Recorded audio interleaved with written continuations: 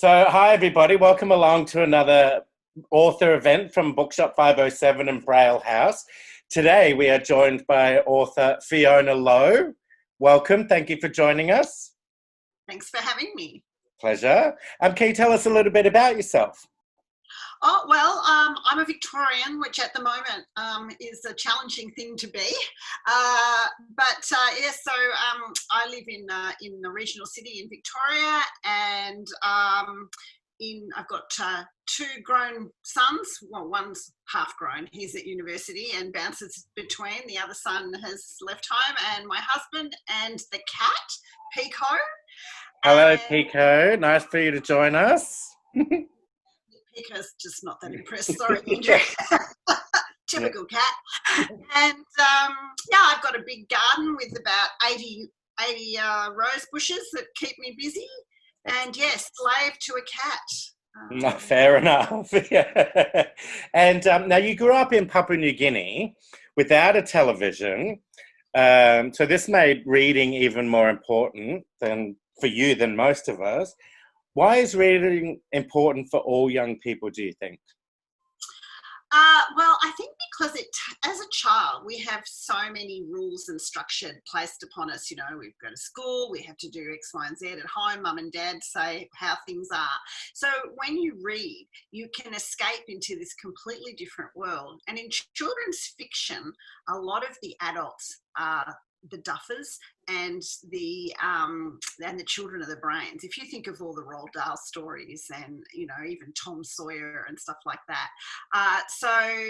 You know, that's where kids get a bit of control, which in their everyday life they don't necessarily have. So I think it's a fantasy and an escape, but it's also an amazing way to learn. I mean, I had sons, and I'm not a huge non-fiction fan, but they devoured things like horrible histories and all the science books and things like that. So it's also an amazing way to learn and extend your general knowledge. Yeah, right. And so what inspired you to write books?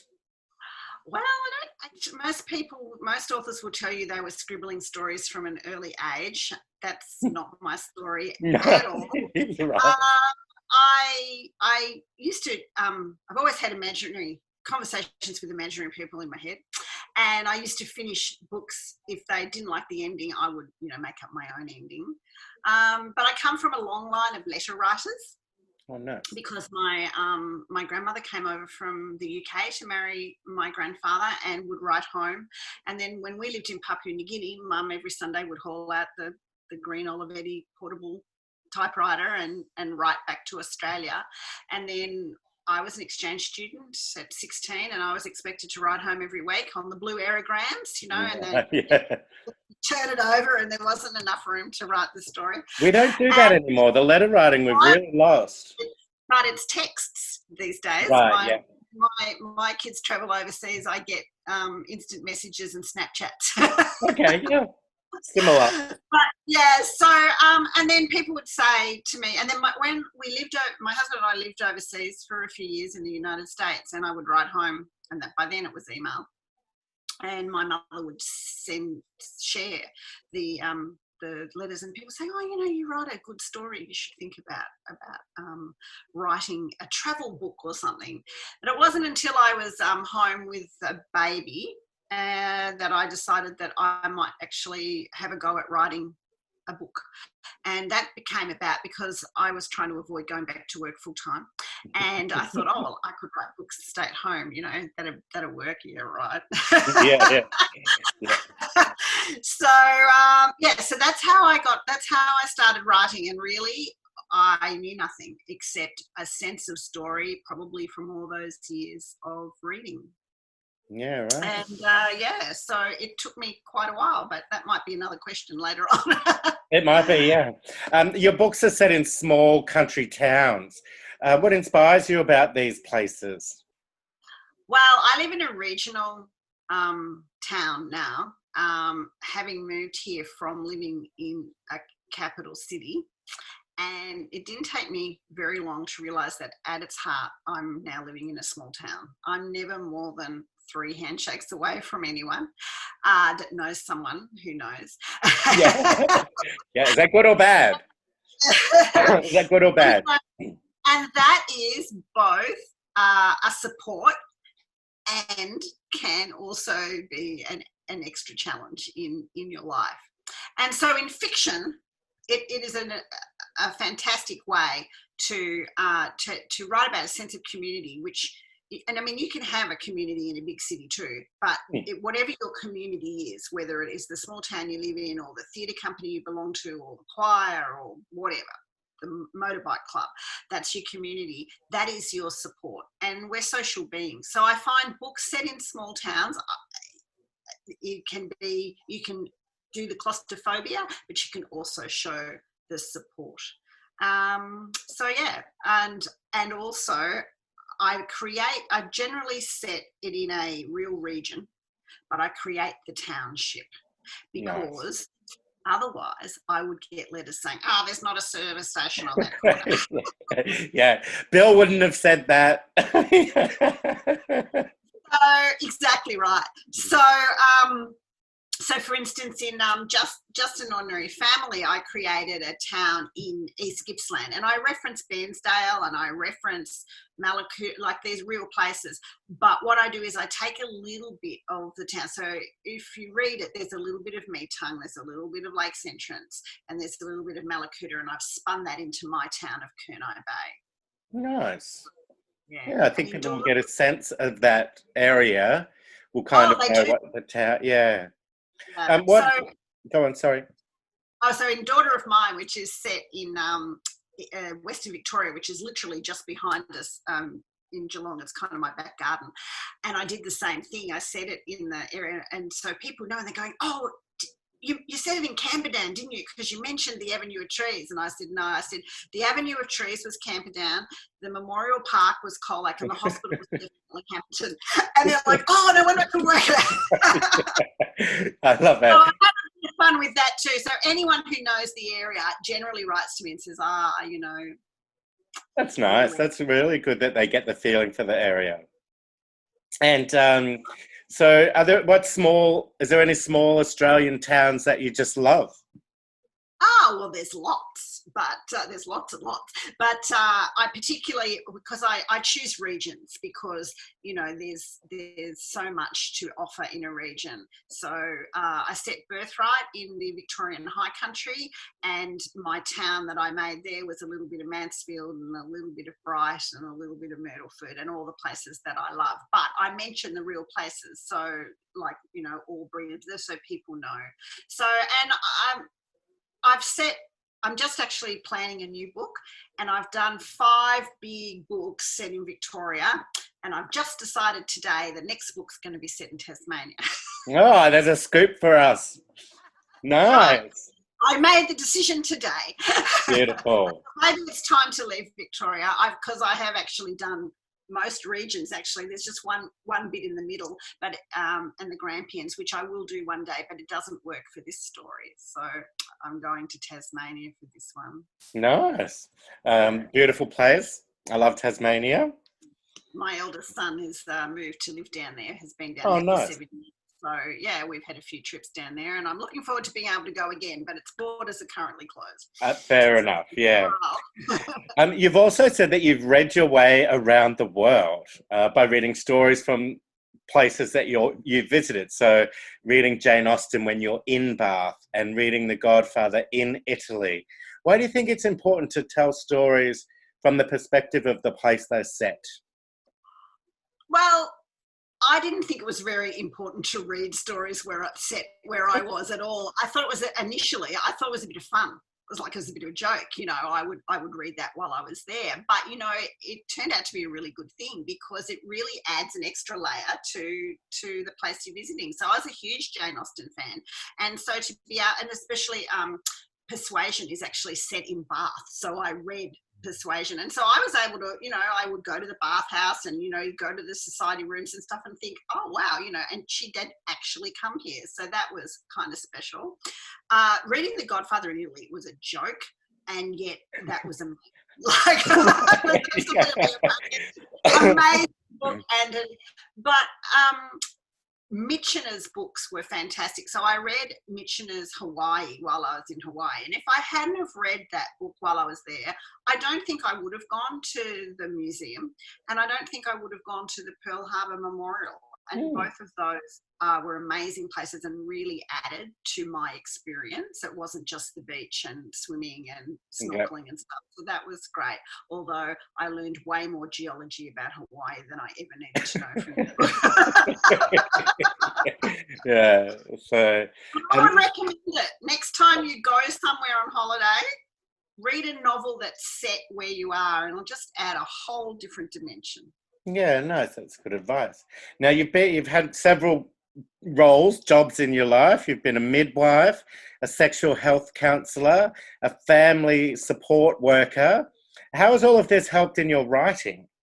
Oh, immensely. Because so I've had the privilege of being present at the start of life, as delivering babies, and I've had the honour of being with people as they're dying. So I've met just about every I've met so many people, and I've met them at their highest points of their life and their lowest points of their life. And I've met people who are thriving and successful, and I've met people who are really struggling. And I've learnt that we absolutely need enough money to be comfortable, but over and above that, that extra money is no protection against our mental health. At all. So it doesn't necessarily make us happy. So, I've met all sorts of people in all sorts of situations, there's a lot of things I can draw on to write books. Yep. And I write character-driven novels. Yep. About people facing challenges in their everyday lives. My characters are people you could meet down the street.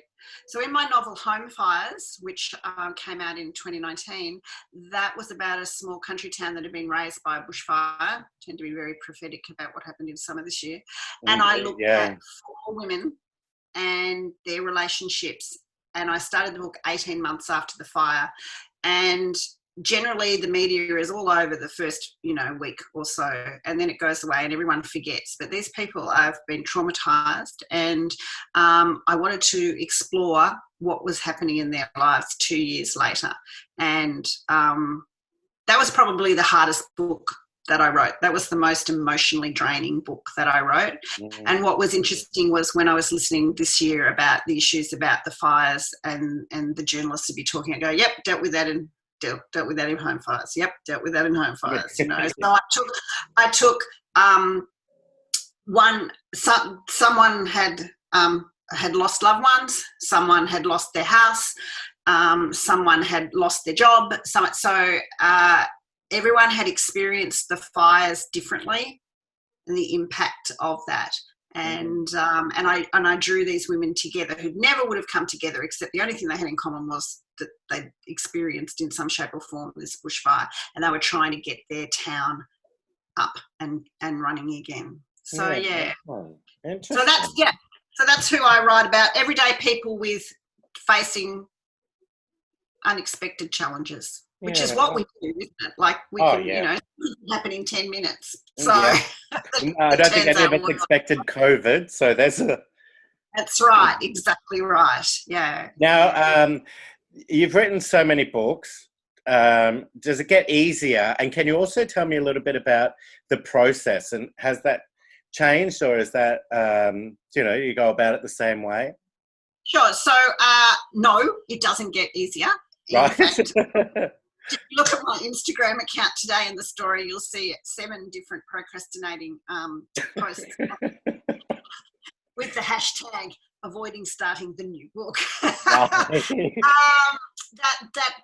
blank, empty page, when it's ultimately going to be about 450 pages, I find just like terrifying. And I tend to get into a research procrastination circle. Oh, look, I've got to research and I've got to look this up, and you get to the point where it's like, come on, Fiona, you just got to actually start. Yeah. And also, until you actually start writing, you don't know your characters as well as you think you do. So as you start and you write further into the book, you get to know your characters, and then it doesn't get easy, but you feel more secure in what they believe. Yep. And it's because I write character-driven books. I generally know what each character believes about themselves, and what we believe about ourselves can be completely incorrect, but because we believe it, it drives everything we say and everything we do and how we respond in any situation. So if I know that, I can drop them in anywhere. Yeah. And I'll know how to behave. So I struggle with plot. That said, the book that's coming out next year is very loaded heavily with plot. Yeah, so at the moment, this book that I should be starting that has no title and and has just a cover page. I've got my characters and I'm really solid with them, but I'm missing a plot. So I think I'm just going to have to start. My process, I turn up about 9 o'clock every morning. I get up, I do some exercise, have breakfast. I turn up at the office. I work till about 6:30. I mean, I obviously have morning tea. I spend a lot of time walking up and down the spiral staircase. So that's 5 days a week. And then I normally work a couple of hours on the weekend. So Right. it's not, and then on top of that, you've got, you write the book, which takes me about 7 months, and then it comes back and has structural edits. That takes about a month, and then that goes back, and then copy edits come. That takes about a month. Then they go back, and then we get proofing and typesetting, and that takes a couple of weeks. And in the middle of that, you're starting a new book. So I've done the structural, so I'm now starting the new book, and then in a few weeks I'll get the copy edit. So yeah, it's fairly consistent. I have a couple of weeks off in the summer, and I normally have a month off and go somewhere. But nice. I spent that month off, of course, in Victoria this year. Go to Western Australia, but that's all right. So yeah, it's pretty full on because these are such big books. When I wrote smaller books, it wasn't quite as tough. And I'm just wondering, when I was balancing my life around school things, whether I was more organised. Now that I've got university students and they're adults, do I have more time and I'm just not using it as wisely, or is it because I'm writing more complicated books, it's just harder anyway? I don't know. But I miss the days of, I do miss the job of when I just went to work and did the job and then it was over. Because, I don't really have. Now, all of your books have beautiful, beautiful cover art, but you've used some different covers in some of your international editions. Can you show us some of the covers, and how did that come about, that you would use different internationally? Oh, well, I don't have any of the books, the international. Oh, okay. Books. I'll take that out. Okay. I can go, you can pause it. I can go and get one. No, it's okay. I just thought that Yeah, sorry, I've got them upstairs if you want me to go and get them. No, it's okay. We'll keep going and we'll see if we got time at the end. Okay. So what do you want? So I'm going to say all of your books have beautiful cover art. You've used some different covers in international editions, though. Why is that? Well, in Australia, I'm published by HarperCollins. And so there's this thing in publishing called territorial rights. So when I sold the books to HarperCollins, I sold the Australian and New Zealand rights. And so they get published in Australia and New Zealand exclusively. And I owned the rights for the rest of the world. And my agent tried to sell them into America and was unsuccessful. So due to my holiday being cancelled in Western Australia, we spent 2 months preparing the books to be published into the rest of the world. And I, of course, needed new covers because I don't own the cover art of these. They're owned by HarperCollins. So that's why Daughter of Mine, Birthright, and Home Fires, and ultimately in the next month or so, Just an Ordinary Family, for the rest of the world, have got different covers. Right, okay. And what's the best piece of advice you've been given as an author? Write what you know. Write what you know, fair enough. Write what you know. So, and I think also write what you like to read. Yep. It's very hard to write against, like, I could never write a fantasy novel because I'm not really keen to read them. To write what you love. Yeah. Yep, nice. And you've given a lot of workshops to upcoming writers and a lot of advice. And why do you think it's important to give back to those people? Well, when I started, I knew nothing. Like, I didn't even know how to format a Word document. I didn't know what point of view was, and I didn't really understand about scenes and things. So I was just writing from my gut. And look, that was okay, there's the craft of writing, and I did a lot of workshops, and I learnt, and I had people support me, and so yeah, pay it forward. Plus, I love to talk about the craft of writing. I could, so teaching is a joy. Yeah, just on that, do you have any advice that you could give somebody about writing a book, or if Sure. they have a book, to get one published?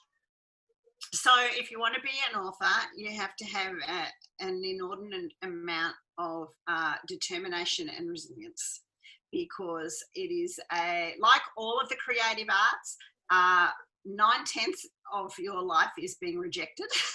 Right, yeah.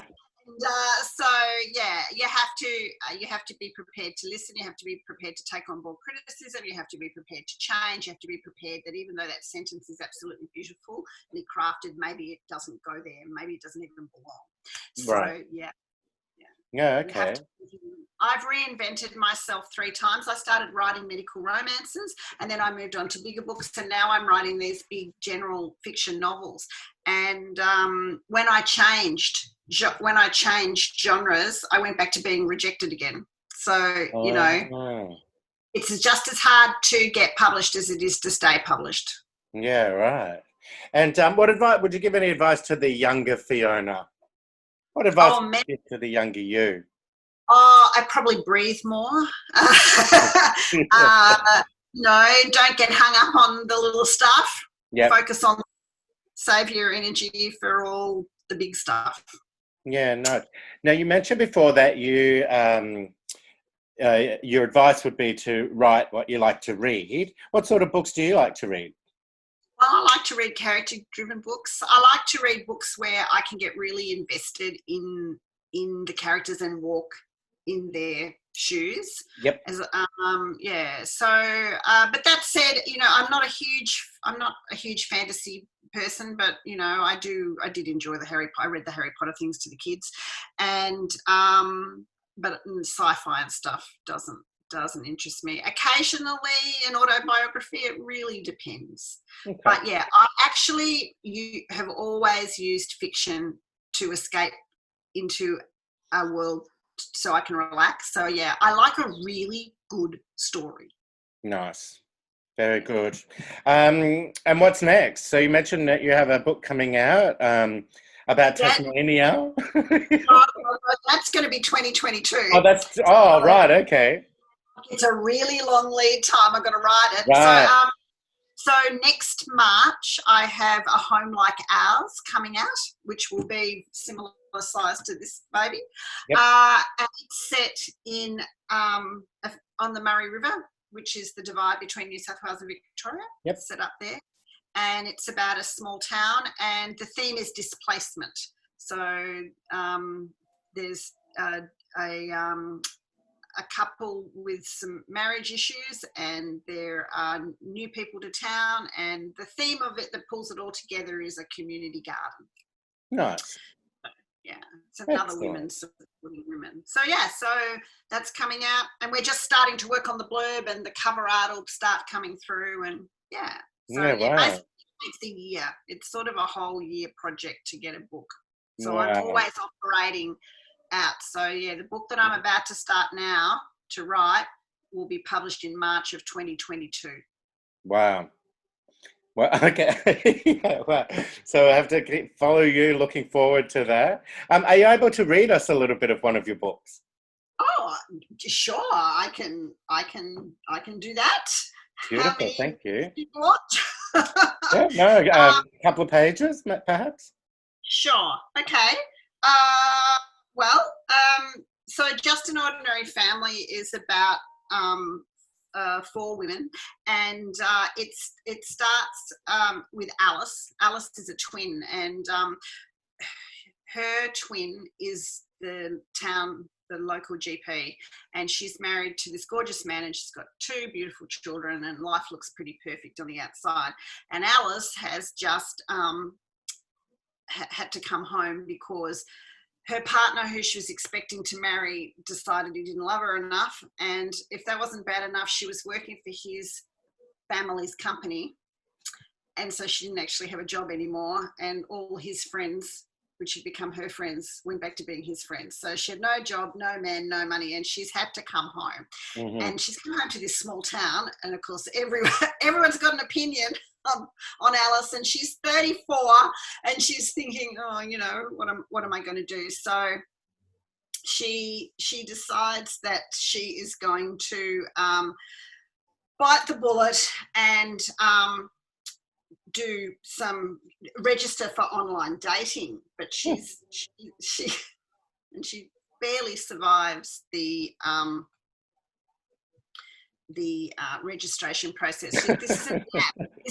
This isn't Tinder or Bumble where it takes you like 4.5 minutes to register. This is RSVP. Anyone, or eHarmony, anyone who's even tried to do that, like I've got grey hairs, but anyway. So if Alice wanted a shot at what 64% of the adult population took for granted, there was nothing wrong with taking control of her life. Bringing up a browser, she typed in best dating sites. 767 million results came up. Her heart raced and she snapped the lid shut. The cat gave her a death stare.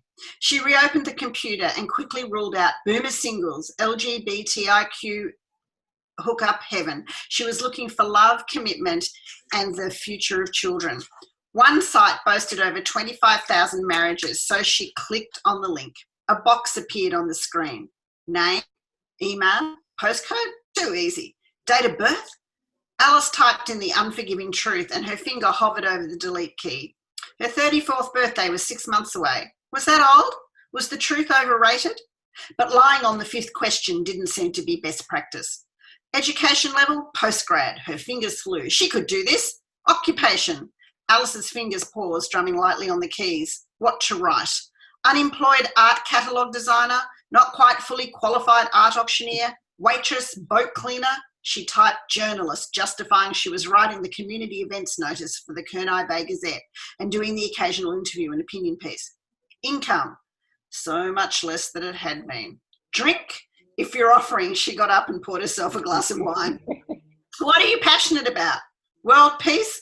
Now she sounded like Miss Universe. She hit the backspace, gulped down half the wine and tackled the compatibility quiz. Are you stable, energetic, affectionate, intelligent, compassionate, loyal, witty? Yes, yes, yes, she says. Are you stylish, sensual, sexy? She looked down at her old shorts and stained T-shirt. Had been all 3 once, although not necessarily at the same time. Was not currently, could be again. Patient. Are you patient? This quiz was testing her. God, there were 6 more sections like this to complete. How well does this word describe you? Bossy, irritable, aggressive, outspoken, opinionated, selfish, stubborn. Who in their right mind would ever admit to these things when they were looking for a prospective partner? She faced the next statement. I am looking for a long-term exclusive relationship. Absolutely agree. And then channeling the fake it till you make it mantra, she tackled the dreaded profile. I find adventure all around me in the big and little things, the silver flash of a dolphin and the shriek of corellas as they dart across a pink sky, and the way a painting can transport me to a different place. I love living the outdoor life on the coast, and when I'm not sailing or hiking, I'm enjoying novels and doing the quiz in the weekend paper. Are you up for a trivia showdown? I love robust conversation over cups of tea and debates over red wine, and I can't hold a tune, but I don't let that stop me. And the real Alice was buried in there somewhere. I think I like her. And then I have fun with that because, of course, she starts getting responses. And there's one thing where she does a video chat with someone and she pours herself some white wine and he says, I thought you drank red. And she doesn't want to admit that she only wrote red wine because she thought that might have made her sound more intelligent. I love it. So just an ordinary family is one. Sounds amazing. Where can people find out more about your books and, of course, purchase them? Well, you can purchase this at any bookstore. You can order it in, or you can try Big W and Target and Kmart. Yep. Any bookstore. They're available online. They're also available as audiobooks. The wonderful Rebecca McCauley has narrated all my books, and you can buy them through Belinda, or on the, Beautiful. if you have an Audible subscription, you'll be able to get them. And the best place probably to read about all the books is my website, which is FionaLowe.com.